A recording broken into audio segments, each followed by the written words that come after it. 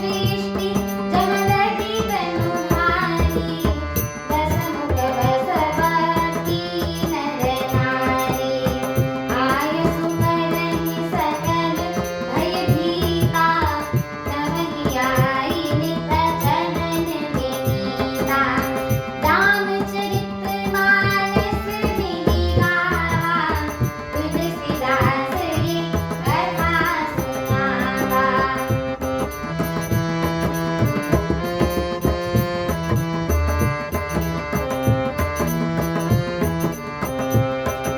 भुजबल विश्व बस करी, राखिसि कोन संत, मंडली गमनि रावण, राज करई निज मंत्र, देव जक्ष गंधर्व नर, किन्नर नाग कुमारी, जीति बरी निज बाहुबल, बहु सुंदर बर नारी, रामचरित मानस मिलि गावा, तुलसीदास की कथा सुनावा।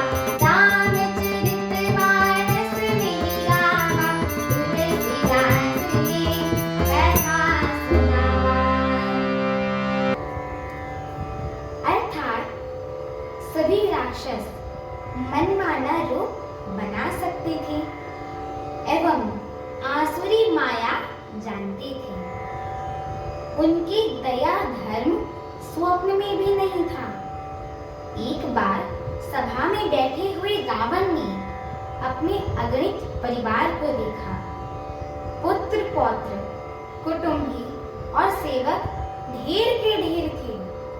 सारी राक्षसों की जातियों को तो गिन ही कौन सकता था।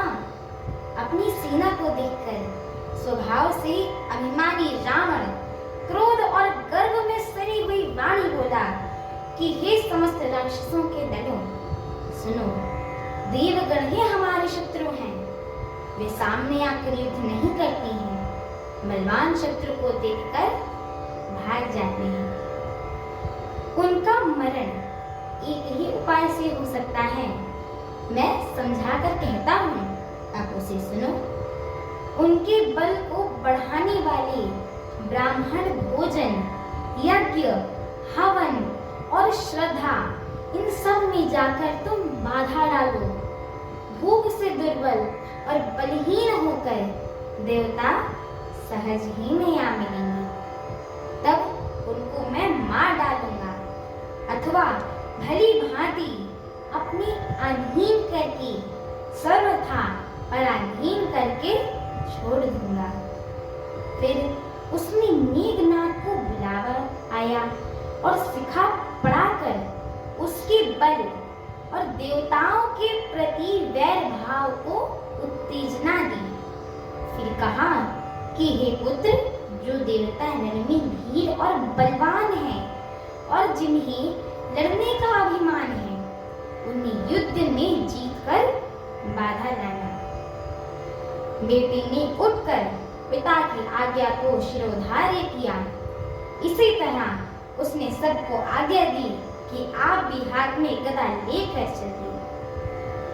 रावण के चलने से पृथ्वी डगमगाने लगी और उसकी गर्जना से देवमणियों के गर्भ गिरने लगे।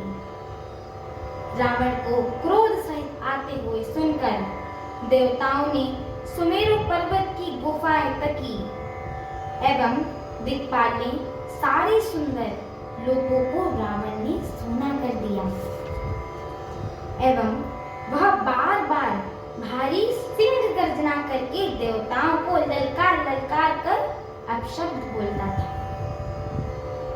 रण के मध्य में मतवाला होकर वह अपनी जोड़ी का युद्ध खोजता हुआ जगत भर में दौड़ता फिरा, परंतु उसे ऐसा योद्धा कहीं भी नहीं मिला। सूर्य, चंद्रमा, वायु, वरुण, कुबेर, अग्नि, काल और यम सब अधिकारी, किन्नर, सिद्ध, मनुष्य, देवता और नाग सभी के पीछे वह हठ पूर्वक पड़ गया किसी को भी उसने शांति पूर्वक बैठने नहीं दिया। ब्रह्मा जी की सृष्टि में जहाँ तक शरीरधारी स्त्री पुरुष थे, सभी रावण के अधीन हो गए। डर के मारे सभी उसकी आज्ञा का पालन करते थे एवं नित्य आकर नम्रता पूर्वक उसके चरणों में सिर नवाते थे।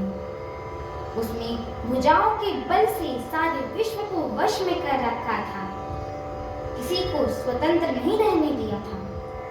इसी प्रकार मंडलीक राजाओं का शिरोमणि सर्वभौम सम्राट रावण अपने इच्छा अनुसार राज्य करने लगा।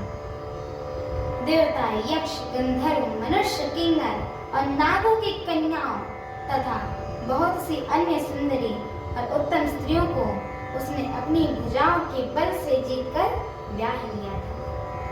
हमारी आगे की श्री राम कथा को सुनने के लिए हमारे चैनल को लाइक, शेयर, सब्सक्राइब एवं कमेंट अवश्य करें। बोलिए सियावर रामचंद्र की जय हो। माता जानकी की जय हो। पवन सुत हनुमान की जय हो। जय श्री राम।